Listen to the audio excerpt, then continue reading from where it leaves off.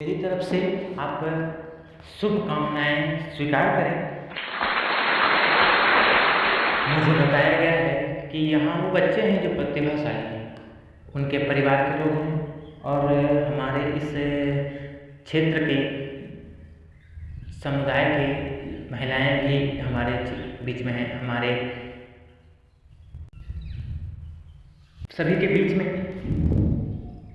जब बात शिक्षा की हो रही है और इतना कहना चाहूँगा कि प्रत्येक इंसान जब भी किसी स्कूल में जाता है, अपनी ज़िंदगी के बारे में सोचता है, उसके सामने ढेर सारी चीज़ें होती हैं, उनको उनमें से चुनना होता है। मैं आप सभी को ये कहना चाहता हूँ, इस चुनने के खेल में 2 तरह की चीज़ें आपके सामने हैं।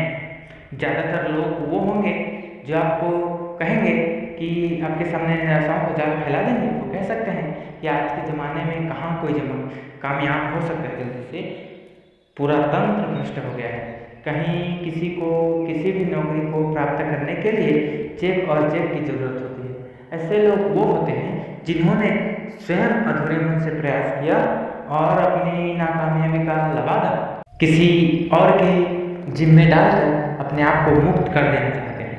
ऐसे निराश लोगों की आवाज़ मत सुनिएगा, क्योंकि इस पूरी ज़िंदगी का एकमात्र जो सूत्र है वो सिर्फ यही है, आप अपना प्रयास करें, अच्छी सोच के साथ प्रयास करें। ये सोच के करें कि अगर किसी काम को किसी मनुष्य ने पहले कर लिया है तो हम उस चीज़ को प्राप्त कर सकते हैं। मेरा इस बात पर शुरू से यकीन रहा है, सिस्टम भ्रष्ट होने की बात अगर सत्य होती तो शायद किसी गरीब माँ बाप का कोई बच्चा ना तो कोई किसी सिविल सर्विसेज में आता, ना कोई बेटा IAS की परीक्षा उत्तीर्ण कर पाता, ना एक रिक्शा चालक का बेटा, ये सब उदाहरण हैं अखबारों में पढ़ा हुआ, ना एक रिक्शा चालक का बेटा कभी किसी परीक्षा में मुकाम प्राप्त कर पाता।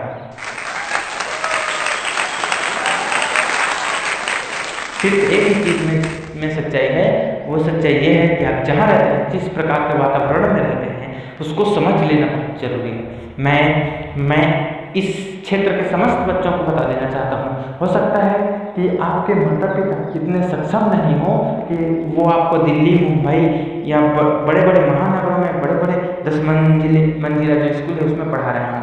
हो सकता है आपके माता पिता इतने सक्षम नहीं हो कि जब आप घर पर जाते हैं और बड़े आराम से बताते हैं मुझे होमवर्क मिला है, और उनको समझ ही नहीं आता कि होमवर्क क्या होता है।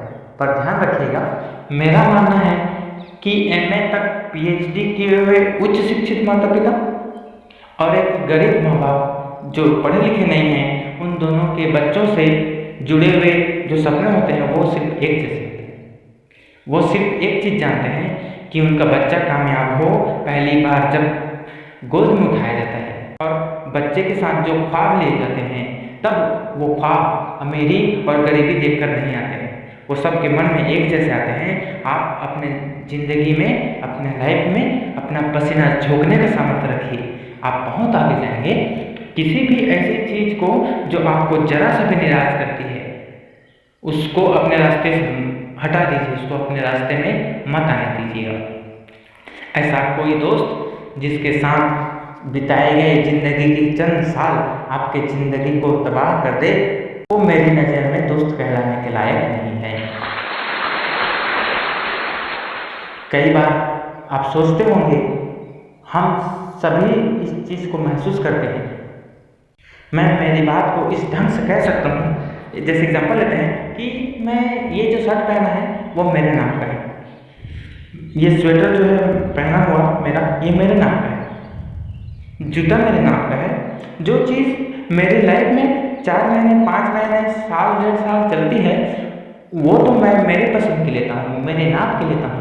और जिन बातों के आधार पर मेरी पूरी ज़िंदगी चलेगी, अगर मैं उसको दूसरे के आधार पर लेना चालू कर दूँगा तो फिर ज़िंदगी जीने का मजा कैसे आएगा।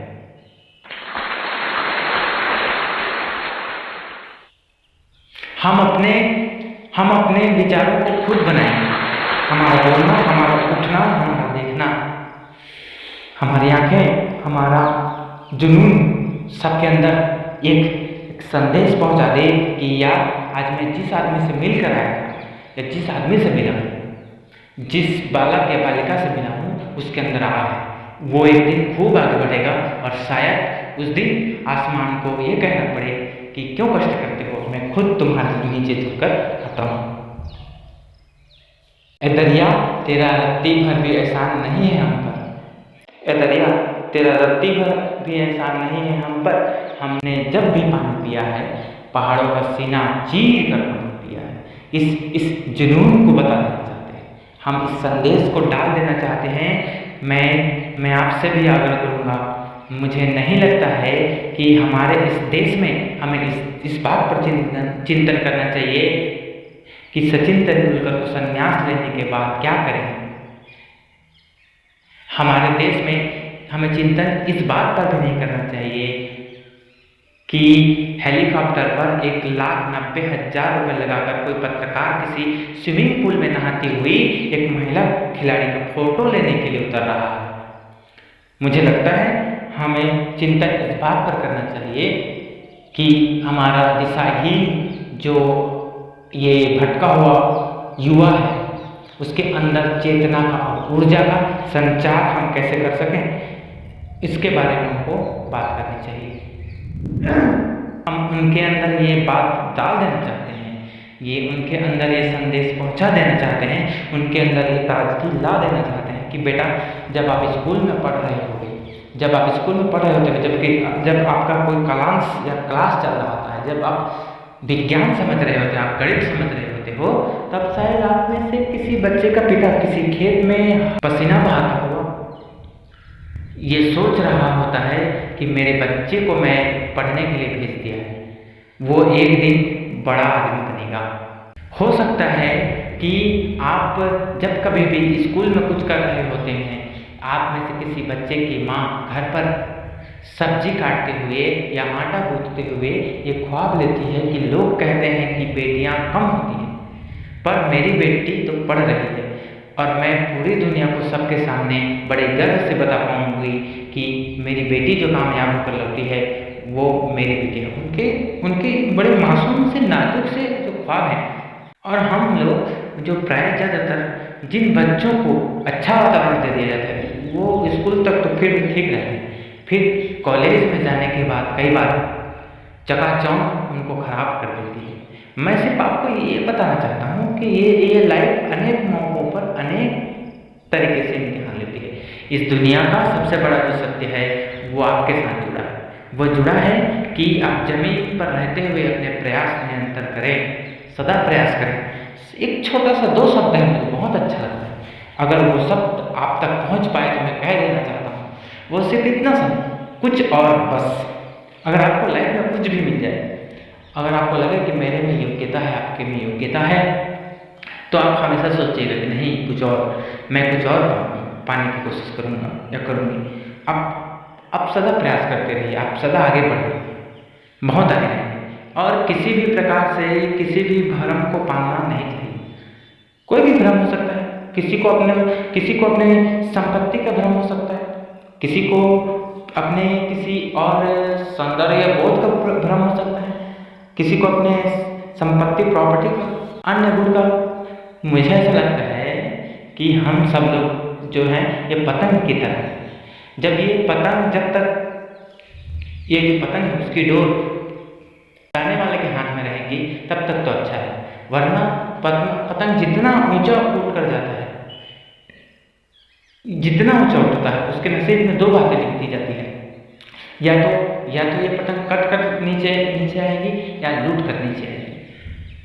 मुझे नहीं लगता कि किसी की लाइफ में कट कर नीचे आना या लूट कर नीचे आना ये अच्छा होता है। इसीलिए हम बहुत शानदार तरीके से प्रयास करेंगे। मैं ये यहाँ जितने बच्चे हैं आपको ये बता देना चाहता हूँ कि आप अपने अंदर इस बात को बिठा कर रखिएगा। कई बार आप सोचते हैं, आपको बताया जाता है कि इस बच्चे को इनाम मिलेगा, इसको अभी प्रमाण पत्र देंगे, ये 12वीं में फर्स्ट आया, इसको हम पुरस्कार देंगे, ये ओलंपिक का मेडल लाया। कब तक कभी सोचिएगा क्या सारी जिंदगी हम और बच्चों के नाम सुनते हुए, उनको देखते हुए केवल उनके लिए तालियां बजाते रहेंगे? कभी लाइफ में ये मज़ा भी तो मिलना चाहिए कि हम खड़े हों और लोगों को कोई बता रहा हो कि ये लड़का या ये लड़की मंच पर जो खड़ा है या खड़े हैं, ये इन्होंने लाइफ में इतना बड़ा काम किया है, और तब फक्र के साथ हमारे परिवार वालों को आगे बुलाया जाए और वो हमारे बराबर खड़े हों, तब सामने खड़े हजारों की भीड़ हमारे लिए लिया जाए। ये जो चमत्कार है, ये जो जुनून है, ये हमारे अंदर होना चाहिए। वरना पढ़ने के तो सारे पढ़ लेते हैं। अकेले हमारे गांव में, हमारे डिस्ट्रिक्ट से, अलग अलग गाँव में, अलग अलग संकायों से, अलग अलग क्लास से 15 लाख लोग पास होकर निकलते हैं, पर सबका भविष्य उतना उज्जवल नहीं हो सकता।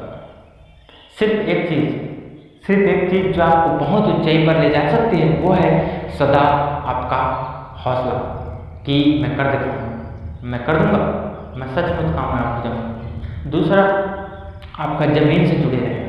एक बहुत छोटी सी एक स्टोरी है, आपने सुना होगा। एक बार बताते हैं कि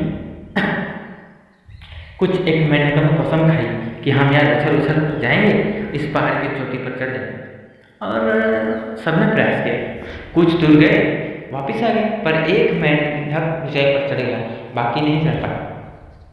क्योंकि वो मेंढक पहला था, वो सुन ही नहीं पाया कि कितने लोगों ने कहा कि हम चढ़ नहीं सकते हैं, हम जा नहीं पाएंगे। वो ऊपर तक पहुंच ही गया।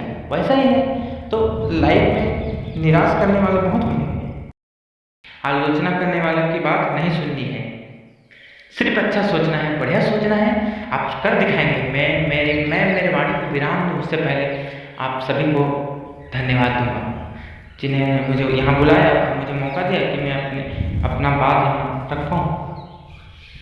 मैं सदा उन बच्चों के लिए तैयार हूँ जिनको जब भी लाइफ में लगे कि वो इसलिए कामयाब नहीं हो रहे हैं कि वो गरीब हैं। अगर उनको लगता है कि उनके माता पिता गरीब हैं, अगर उनको लगता है कि उनके माता पिता ने उनको नीले और सफ़ेद रंग वाले पोशाक वाले सरकारी स्कूल में पढ़ा रहे हैं, वो इसलिए कामयाब नहीं हो रहा है कि तो गली के किसी छोर पर किसी दूसरे घर के अंदर सेब का सलाद खाते हैं और उन्होंने कई दिनों से सेब की शक्ल नहीं देखी है। मैं ऐसे सभी बच्चों के साथ हूँ ये बताने के लिए कि पानी और पसीने में बड़ा अंतर होता है, पानी और पसीने में बड़ा अंतर होता है, पत्थर और नगीने में बड़ा अंतर होता है, मुर्दा घड़ियों की तरह सांस लेने वालों सांस लेने में और जीने में बड़ा अंतर होता है। धन्यवाद।